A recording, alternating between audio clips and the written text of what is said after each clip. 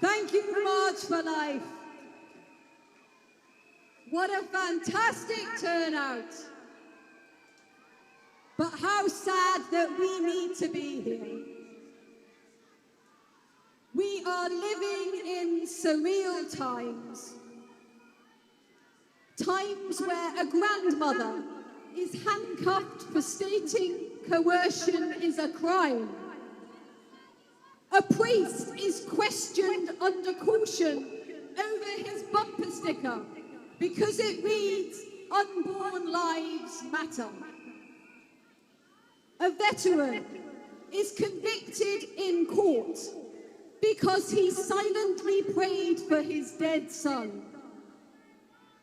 A retired woman is forced to stand trial and found guilty for offering to talk with people if they want.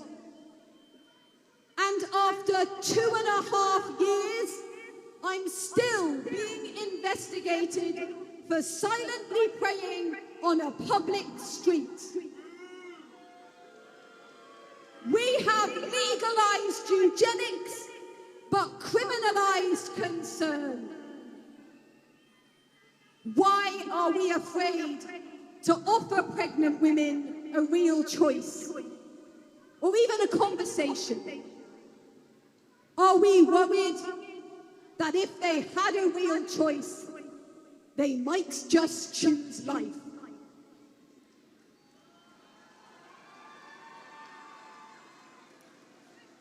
And we all know that the only people who need to be worried about women choosing life are those who make a living from death.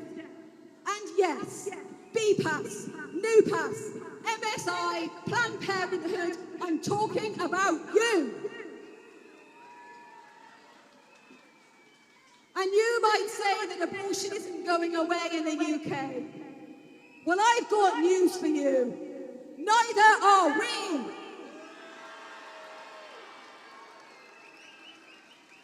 Even if abortion increases, then so will our resolve to end it.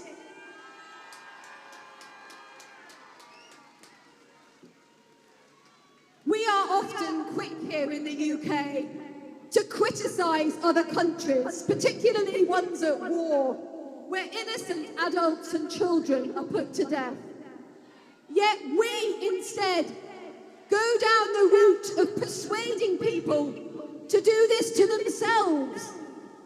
We're fast heading for a society where adults can legally take themselves off to get suicide pills, and mothers can take their babies to an abortion centre right up till birth, or have that abortion at home.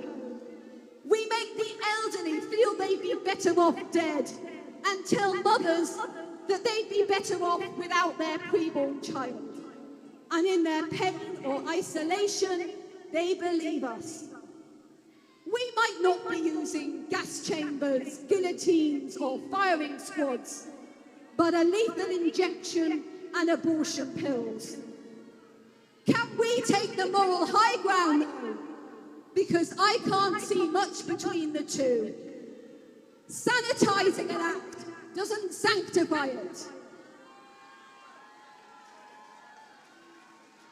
Oh, abortion supporters will say that late-term abortions don't happen anyway, or they're extremely rare. Let me tell you something. There are already around 260 abortions every year in England and Wales performed on babies over 24 weeks. That's one late-term abortion every single working day. And there's a push for more, and to make it easier. If you want Botox in this country, you're required to have an in-person appointment.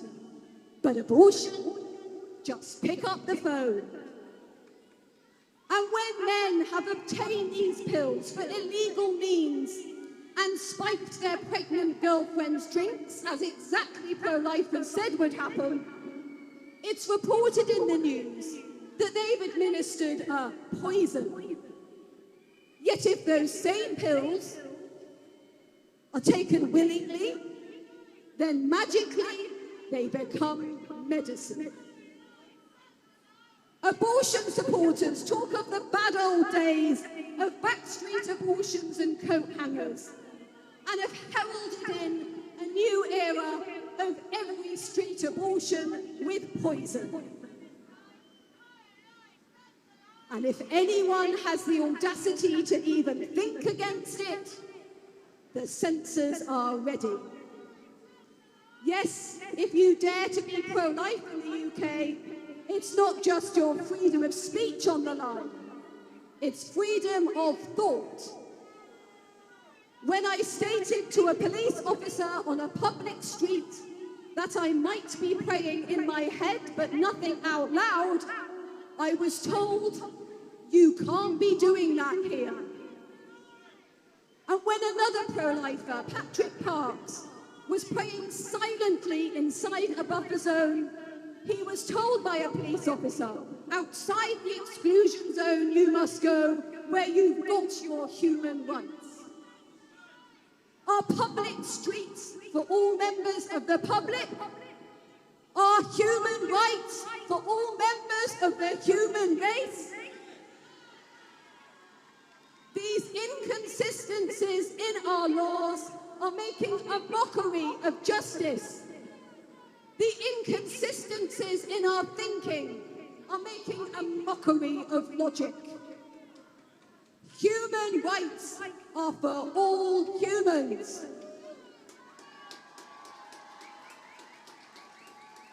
This should be a completely uncontroversial statement. But when certain humans become inconvenient, or it becomes inconvenient that they're human, everything changes.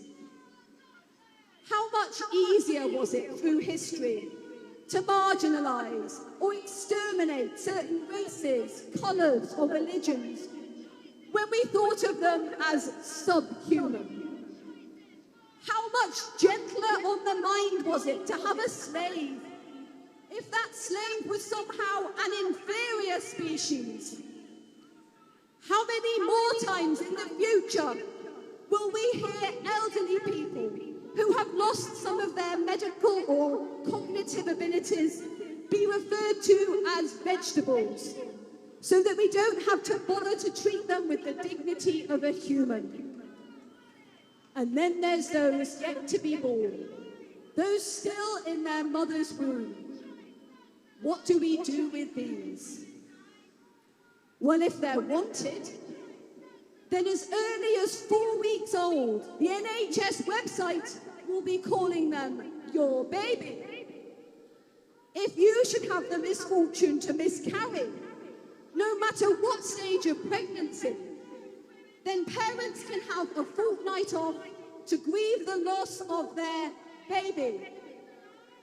But when they're unwanted, unwelcome, inconvenient, well, they're not even babies, let alone human.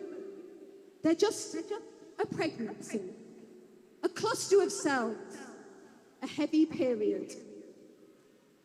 Why the semantics, unless the truth is unpalatable? Unless we know that there's no real biological distinction between a child in the womb and a child outside. Unless we know that there's no real moral distinction between having an abortion and killing a 2-year-old. Either our government is sending out baby loss certificates after miscarriages as some kind of emotional pacifier to delusional women, which would be very patronising, or else our government has sanctioned the killing of 250,000 children every year. Priceless human beings or worthless bits of tissue?